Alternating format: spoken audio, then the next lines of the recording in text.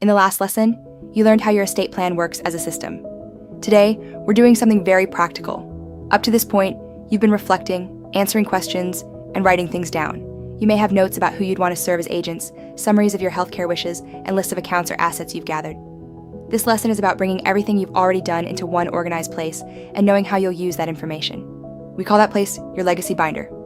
And before we go any further, here's the most important clarification. At this stage, your legacy binder serves two phases: a planning phase and a real-life use phase. Right now, you are in the planning phase. During this phase, you're exploring options. You're writing notes, you're thinking out loud on paper.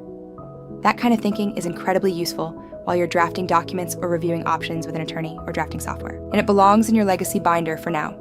But once your estate plan is completed, those early planning notes have done their job. They don't necessarily need to move forward with the rest of the plan. So here's the simple way to think about it. Your legacy binder starts wide. It holds reflections, worksheets, draft ideas, and this versus that thinking while you're planning. Then, as your documents become final, your legacy binder becomes curated. The exploratory material gets removed, archived, or discarded. And what remains is the clear, final, real-world version someone else could safely use. For now, all these documents are for clarity for you during planning, not permanence. Removing extra documents once your planning is complete keeps the binder clean for the people who may rely on it later, and it avoids confusion if early notes no longer reflect your final decisions. So yes, right now, gather everything. Collect documents. Pull in notes. Bring together what you've already done. Just know that part of the process is intentionally deciding what stays in the legacy binder once your plan is final. So let's start with the planning side. Right now, if you already have documents in place, you've likely been noting what you'd want to update. And if nothing has been drafted yet, you've been capturing how you'd want things written. Either way, this is an ideal moment to organize everything in one place.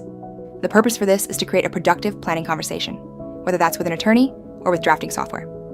This means you should gather the decisions you've been thinking through, the names you've identified for fiduciary roles, the notes you've made about values, priorities, and preferences, the financial information you've already collected, like account statements or asset lists. This section is for you. Its job is to prevent meetings from feeling scattered or overwhelming.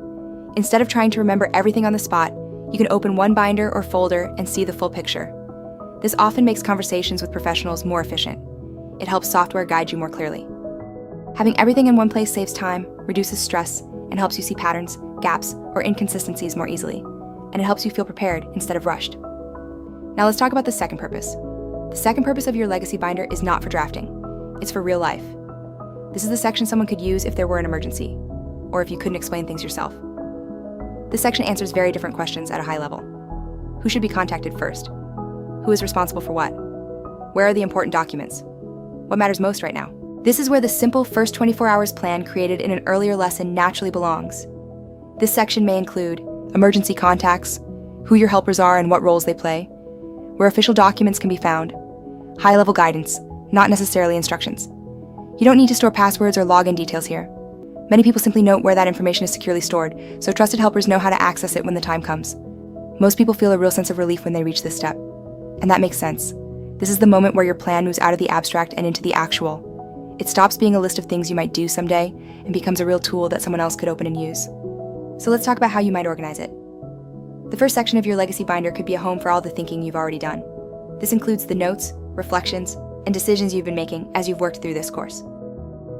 That might include key people you've identified, basic decision summaries, contact information, and your notes about values, comfort, and trade-offs. Think of this as your thinking and planning section.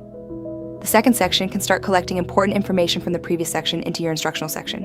Who should be contacted in an emergency? Who serves as agents, backups, or helpers? What is the contact information for daycare, physicians, and so forth?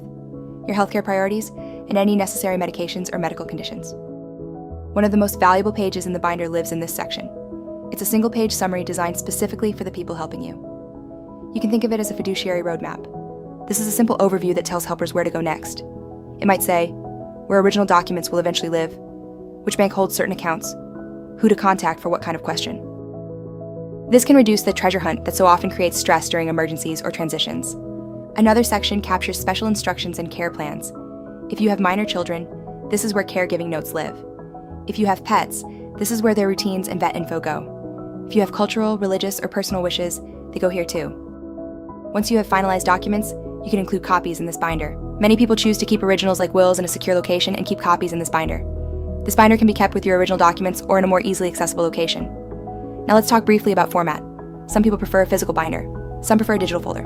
Many use both. There's no right answer. The best format is the one that's easy for you to update and easy for others to access when needed. If you only watch this video, here's what you should walk away with.